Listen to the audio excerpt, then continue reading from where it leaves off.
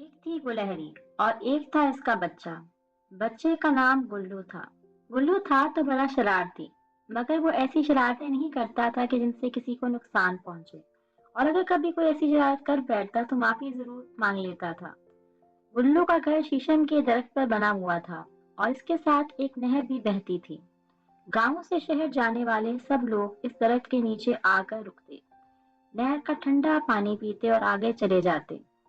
گلو ان سب لوگوں کو دیکھا کرتا، اور اگر کوئی مسافر اس درخت کی چھاؤں میں لیٹ کر سو جاتا تو گلو اس کے سامان کی تلاشی لیتا اور کھانے کی چیزیں نکال کر چپکے سے کھا جاتا۔ اگر پوری چیز نہ کھا سکتا تو چکھتا ضرور تھا۔ وہ اکثر سوچتا تھا کہ یہ انسان اتنی اچھی اچھی اور مزے کی چیزیں کہاں سے لے آتے ہیں۔ مجھے تو جنگل میں ایک بھی درخت ایسا نہیں ملا جس پر گلاب جامن، رس گلے یا چاکلیٹ لگ رہی ہو، مگر اسے کیا معلوم تھا کہ یہ نعمت اللہ میاں نے صرف انسانوں ہی کو دی ہے کہ وہ گھر پر مزے مزے کی چیزیں بنا کر کھائیں۔